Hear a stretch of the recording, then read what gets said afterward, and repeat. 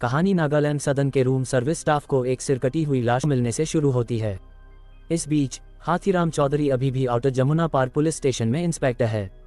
उसकी पत्नी उनकी फाइनेंशियल सिचुएशन से नाखुश है।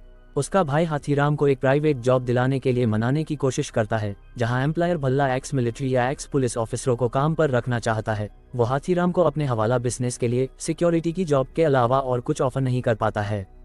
मर्डर विक्टिम नागा नेता जोनाथन थॉम है, जो कि एक इम्पोर्टेंट नागालैंड बिजनेस शिखर सम्मेलन के लिए दिल्ली में था। हाथीराम का एक्स जूनियर अंसारी, जो आईपीएस ऑफिसर के एग्जाम के बाद एसीपी के रूप में प्रोमोट हो गया है, मर्डर की इन्वेस्टिगेशन को लीड करता है। थॉम के सिक्योरिटी गार्ड डैनियल का कहना है कि थॉम ने उसे रात की छुट्टी लेने के लिए कहा था। सीसीटीवी फुटेज को देखते हुए अंसारी ने क्लब की होस्टेस रोज लिजो को हत्या के समय नागालैंड सदन से जल्दी से निकलते हुए देखा।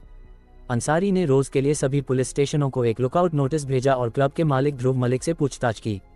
इस बीच भारत सरकार के special adviser Kapil Reddy, uncle Ken और नागालैंड डेलीगेशन के बाकी मेंबरों को शांत करते हैं। हाथीराम को एक महिला पर दया आती है, जो अपने छोटे बेटे के साथ स्टेशन पर यह रिपोर्ट कराने आती है कि उसका पति रघु पासवान लापता है। रघु का आखिरी मालिक जोगी, जो एक फ्रूट होलसेलर है। हाथीराम को उसका पता लगाते हुए पता चलता है कि रघु कुछ एक्सोटिक फ्रूट्स को लेने दिल्ली से अक्सर नागालैंड जाया करता था, जबकि हाथीराम अभी भी उसे ढूंढने की कोशिश कर रहा है। पासवान की पत्नी घायल हो जाती है और बाद में एक एक्सीडेंट में मर जाती है। अस्पताल में हाथीराम ने दो लोगों को सस्पिशियस तरीके से काम करते हुए देखा और पासवान का बेटा उनसे डर गया। वह उनका पीछा करता है, लेकिन वे लोग भाग जाते हैं। रेलवे स्टेशन पर सीसीटीवी फुटेज में पासवान की तलाश करते हुए हाथीराम ने रघु और रोज को नागालैंड जाने वाली ट्रेन में एक साथ जाते हुए देखा। डीसीपी भारद्वाज अंसारी के साथ रघु पासवान और रोज लिजो के सीसीटीवी फुटेज को इन्वेस्टिगेट करते हैं, लेकिन डीसीपी हाथीराम को इन्वेस्टिगेशन टीम में शामिल होने से मना कर देता है। जोगी से पूछताछ करने के लिए गई हुई लेडी कांस्टेबल को उसकी शॉप बंद मिलती है। हाथीराम जोगी के ऑफिस में घुसता है और एक ट्रैवल एजेंसी के कई बिल रिसिप्ट पाता है। ट्रैवल एजेंट उसे बताती है कि आज ही की दोपहर एक ट्रेन से जोगी के कुछ लोग नागालैंड से वापस आने वाले हैं। स्टेशन पर नागालैंड से आने वाली ट्रेन में कुछ न मिलने के बाद हाथीराम को कुछ लोगों पर शक होता है, जिनका पीछा करते हुए हाथीराम उन्हें एक गोदाम तक ट्रैक करता है, जहां उसे पता चलता है कि जोगी एक नारकोटिक्स रिंग चला रहा है। अंसारी एसीपी विल्क और उनकी नारकोटिक्स टीम को गोदाम पर छापा मारने के लिए भेजता है। हाथीराम हाथापाई में बेहोश हो जाता है और जब वो जगता है तो पाता है कि विल्क ने सारा क्रेडिट ले लिया है।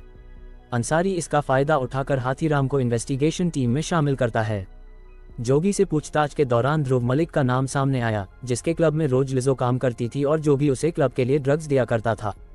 ध्रुव पुलिस को रोकने के लिए पहले से ही बेल ऑर्डर्स लेकर आता है। थॉम की हत्या की जिम्मेदारी लेने वाले 3 नकाबपोश आदमियों का एक वीडियो मीडिया में सनसनी मचा देता है। नागालैंड में एक कांस्टेबल रोज लिजो को देखता है। हाथीराम पासवान की बीवी के मरने के बाद उसके बच्चे को घर लेकर आता है, जिससे उसकी पत्नी बहुत नाराज होती है। जिसके बाद हाथीराम और अंसारी नागालैंड के लिए निकल पड़ते हैं। हाथीराम और अंसारी नागालैंड पहुंचते हैं। एयरपोर्ट पर उनकी मुलाकात एक लोकल फिक्सर बिट्टू रहमान से होती है। एसपी मेघना बरुआ उन्हें लेने आती हैं और वे थॉम के अंतिम संस्कार में जाते हैं, जहां थॉम के अलग हुए बेटे रूबेन के आने पर टेंशन बढ़ जाती है। रूबेन की मां उसे वार्निंग देते हुए कहती है कि वो ध्यान रखे कि पुलिस ज्यादा गहराई में न जाए। हाथीराम और अंसारी को थॉम के ड्रग बिजनेस और मैक्स रिजू के साथ उसके रिलेशनों के बारे में पता चलता है। हाथीराम पासवान का पता लगाने की कोशिश करता है, लेकिन लोकल पुलिस की छापेमारी में पकड़ा जाता है और उसे कस्टडी में ले लिया जाता है, क्योंकि उसके पास उसका पुलिस आईडी नहीं होता। लेकिन बिट्टू उसे बाहर निकालने में कामयाब हो जाता है। अंसारी और हाथीराम को पता चलता है कि रोज रेड्डी की पत्नी के होटल में काम करती थी, पर उसे निकाल दिया जाता है। बरुआ को रिजू की डेड बॉडी एक खलिहान में लटकी हुई मिलती है। जोनाथन थॉम की हत्या की जिम्मेदारी लेने वाले 3 आदमियों को डैनियल द्वारा गोली मार दी जाती है। हाथीराम और अंसारी तीनों आदमियों की हत्या की जांच करते हैं, लेकिन उन्हें पता चलता है कि तीनों को इसके लिए फंसाया गया था। अंसारी ने देखा कि तीनों की कलाई पर एक जैसा टैटू है, जिस पर लैंगचोमा हत्याकांड की तारीख लिखी है। हाथीराम अंसारी के एब्सेंस में उसके लिए आए एक इम्पोर्टेंट कॉल का जवाब देता है और फोन पर एक आदमी की आवाज़ सुनता है, जिससे उसे पता चलता है कि अंसारी एक आदमी से प्यार करता है, जिसके लिए वह अंसारी को सपोर्ट करता है। हाथीराम को रघु पासवान का रेड्डी के होटल से रिलेशन का पता चलता है, जब वह होटल के अकाउंटेंट से पूछताछ करता है, जो उसे बताता है कि पासवान हर महीने 1 लाख रुपए होटल से उठाता था। अपने बेटे के जन्मदिन के लिए सरप्राइज के तौर पर दिल्ली पहुंचने पर हाथीराम का बेटा अपने परिवार के साथ बाहर जाने से मना कर देता है और इसके बजाय अपने कॉलेज के दोस्तों के साथ टाइम स्पेंड करना पसंद करता है। रूबेन रेड्डी को धमकाता है और उससे कहता है कि उसे अपने पिता के पैसे वापस चाहिए। ग्रेस रेड्डी अपने होटल की प्रॉपर्टी को बेचने के लिए बातचीत करती है, लेकिन रूबेन के आदमी बायस को डरा देते हैं। इस बीच अंसारी को रोज लिजो के बारे में एक गुमनाम कॉल आती है और वह उसे खुद ही ढूंढने निकल पड़ता है क्योंकि बरुआ उसके कॉल का जवाब नहीं देती है।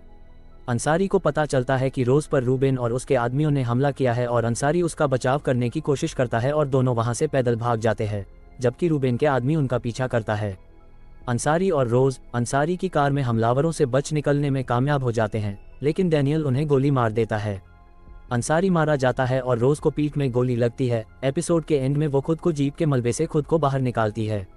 पुलिस जंगल में रोज लिजो की तलाश करती है, जहां से वह आखिरी बार गायब हुई थी। साथ ही साथ डैनियल भी उसे ढूंढ रहा था।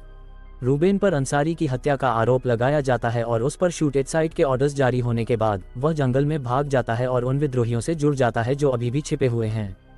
दिल्ली में हाथीराम पर होम मिनिस्ट्री द्वारा ये कहानी मानने का दबाव डाला जाता है कि रूबेन ही हत्यारा है, लेकिन वह अंसारी को इस पूरी घटना के लिए बलि का बकरा बनाने के लिए तैयार नहीं है। कुछ रिकॉर्ड बताते हैं कि हत्या की रात ध्रुव नागालैंड सदन के पास था, क्योंकि हाथीराम को उसके रोज को छोड़ने और फिर बाहर उसका इंतजार करने का वीडियो फुटेज मिलता है। हाथीराम और विर्क ध्रुव के प्री वेडिंग सेरेमनी पार्टी में घुस जाते हैं और उससे पूछताछ करते हैं। ध्रुव ने खुलासा किया कि रोज का थॉम से एक बच्चा था और वे उसे 2 करोड़ के लिए ब्लैकमेल करने वाले थे, जो ध्रुव के डूबते बिजनेस को बचाने के लिए इस्तेमाल किया जाने वाला पैसा था। लेकिन रोज कभी वापस ही नहीं आए और रघु पासवान की मदद से भागने में कामयाब रही। रूबेन रेड्डी को फोन करता है और उसे धमकाता है। रेड्डी को लगता है कि अब उसका पलड़ा भारी है, इसलिए वह उसे सरेंडर करने के लिए मनाने की कोशिश करता है। दूसरी ओर हाथीराम असली हत्यारों की तलाश में नागालैंड के लिए निकल पड़ता है। एपिसोड की शुरुआत थॉम की बेटी द्वारा सुसाइड करने के फ्लैशबैक से होती है। हाथीराम नागालैंड में उतरता है और मेघना बरुआ के साथ मिल जाता है। रेड्डी के होटल खरीदने में दिलचस्पी रखने वाले बायर्स में से एक की हत्या कर दी जाती है। हाथीराम बाय के भाई से मिलता है, जो उसे बताता है कि कपिल रेड्डी नागालैंड में अपनी सारी प्रॉपर्टीज बेचकर यूरोप जाना चाहता है। हाथीराम लोकल पुलिस से बात करता है, जो रूबेन और उसके आदमियों के कांटेक्ट में है, और उन्हें बताता है कि वह रूबेन से मिलना चाहता है। डैनियल ने सोशल मीडिया पर रोज के हॉस्पिटल का पता बता दिया और थॉम के सपोर्टरों की भीड़ ने अस्पताल पर हमला कर दिया। हाथीराम और मेघना भीड़ से लड़ने के बाद रोज को अस्पताल से बाहर निकालने में कामयाब हो जाते हैं। हाथीराम को पता चलता है कि रोज की दोस्त एस्तेर रोज की बेटी जेन की परवरिश कर रही है और पासवान रोज और जेन के लिए बॉर्डर पार करने का रास्ता ढूंढने की कोशिश कर रहा था। उसे ये भी पता चलता है कि रेड्डी के होटल से पासवान द्वारा उठाया गया पैसा थॉम की पत्नी असेनला ने भेजा था। ग्रेस रेड्डी असेनला से मिलती है और इन्वेस्टरों को होटल डील के लिए राजी करने में मदद मांगती है। रूबेन को इस बारे में पता चलता है और वह अपने आदमियों से हाथीराम से मिलने के लिए कहता है। हाथीराम को पता चलता है कि थॉम की बेटी और रोज म्यूरियल कॉन्वेंट स्कूल में क्लासमेट्स थीं। एपिसोड की शुरुआत हाथीराम को रूबेन के आदमियों द्वारा उठाने से होती है, जिसका पीछा मेघना बरुआ और उसकी टीम करती है। रूबेन की लोकेशन पर पहुंचकर पता चलता है कि डैनियल वहां पहले से मौजूद है। रूबेन से मिलने पर उसे पता चलता है कि उसकी बहन ने सुसाइड कर लिया था जब उसे अपने पिता जॉनथन के रोज के साथ अफेयर के बारे में पता चला। हाथीराम ये भी सही ढंग से अनुमान लगाता है कि रोज के पेट में जॉनथन का बच्चा था। रूबेन उसे बताता है कि जॉनथन के ड्रग बिजनेस के पैसे रेड्डी के होटलों के जरिए लूटे जा रहे थे। रूबेन उसे ये भी बताता है कि जॉनथन विकास शिखर सम्मेलन में दिलचस्पी नहीं रखता था, लेकिन लास्ट मोमेंट में कुछ बदल गया जिसकी वजह से उसे दिल्ली जाना पड़ा। तभी डैनियल स्नाइपर राइफल से रूबेन को गोली मारकर मार देता है और हाथीराम और मेघना को रूबेन के आदमियों से निपटने के लिए छोड़ देता है। विर्क हाथीराम को इन्फॉर्म करता है कि रेड्डी पर नार्कोटिक्स फाइल बंद कर दी गई थी और ऊपर से कुछ ऑर्डरों के द्वारा गायब कर दी गई थी। मेघना और हाथीराम इस अंजाम पर पहुंचते हैं कि रेड्डी ने पुलिस को जॉनथन की एक बड़ी ड्रग डीलिंग की इन्फॉर्मेशन दी, जिससे थॉम को भारी फाइनेंशियल लॉस हुआ और उसे शिखर सम्मेलन में भाग लेने के लिए मजबूर होना पड़ा। ये पता चलने पर कि डैनियल के नाम एक टूर और ट्रैवल्स कंपनी की जीप है जिसे बिट्टू चला रहा था, जिससे उसे यह पता चलता है कि बिट्टू डैनियल को इन्फॉर्मेशन दे रहा था, जिससे डैनियल अंसारी और रूबेन को मारने में कामयाब हो गया। विर्क डैनियल की प्रेमिका से पूछताछ करता है और पता लगाता है कि हत्या की रात वह उसके साथ नहीं था। उसे ये भी पता चलता है कि डैनियल लैंगचोमा से जुड़ा हुआ है। हाथीराम लैंगचोमा का नाम सुनते ही नागा अनाथालय जाता है, जहां उसे पता चलता है कि अनाथ होने के कारण डैनियल को अंकल केन ने गोद लिया था। मेघना को उस टूर एंड ट्रैवल कंपनी के मालिक का एड्रेस मिलता है, जिसके बाद वो उस एड्रेस पर जाने का फैसला करती है, लेकिन डैनियल उसे पकड़ लेता है। मेघना को हाथीराम को सिटी के चौराहे पर बुलाने के लिए मजबूर करने के बाद डैनियल उसे गोली मार देता है। एपिसोड की शुरुआत फ्लैशबैक से होती है, जिसमें दिखाया गया है कि रोज और रघु कैसे मिले। हाथीराम शहर के चौराहे पर आता है और होटल की खिड़की से डैनियल उसे लगभग गोली मार ही देता है। वह होटल की रसोई में डैनियल से लड़ता है और उसे मार देता है। फिर वह अगली सुबह अंकल केन से मिलने जाता है। अंकल केन ने खुलासा किया कि उसने जॉनथन का गला काट दिया जब जॉनथन को पता चला कि रेड्डी ने उसे फंसाया है और वह शिखर छोड़ने वाला है, जिससे उसके सपोर्ट के बिना समिट ढह जाएगा। डैनियल ने केन को शव को काटने और उसके बाद समिट की सफलता के चांसेस को नुकसान पहुंचाने वाले किसी भी व्यक्ति को मारने में मदद की। नागालैंड के लोगों पर समिट की सफलता के इफेक्ट को देखते हुए और वहां की डेवलपमेंट के बीच में ना आते हुए हाथीराम सच्चाई को उजागर नहीं करना चुनता है। एयरपोर्ट के रास्ते में हाथीराम को पता चलता है कि रोज की अस्पताल में मौत हो गई है। रघु के माता पिता और रूममेट उसके बेटे को लेने आते हैं। उनके जाने के बाद हाथीराम को सदन के बाहर कैद सीसीटीवी में देखी गई एक बात याद आती है। वह देखता है कि रघु के रूममेट द्वारा चलाया जाने वाला रिक्शा वहां से गुजर रहा है।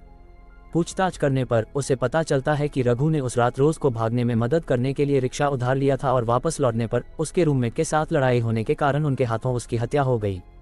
हाथीराम विर्क को बताता है कि वह फोर्स छोड़ रहा है। जब विर्क एक फटा हुआ नोट इस्तेमाल करता है तो हाथीराम को थॉम के पर्स में फटे नोट की याद आती है। वो अपने साले की मदद से भल्ला से मिलता है, जो उसे हवाला का पैसा दिलाने में मदद करता है। जब वो फटा नोट देता है तो उसके सामने बहुत सारे पैसे रख दिए जाते हैं। हाथीराम बाकी पैसे छोड़कर सिर्फ 5 लाख रुपए लेता है, जो रोज ने रघु को देने का वादा किया था, और ट्रेन छूटने से पहले उसके बेटे को दे देता है। जैसे ही ट्रेन स्टेशन से निकलती है, हाथीराम चेहरे पर मुस्कान लिए चला जाता है।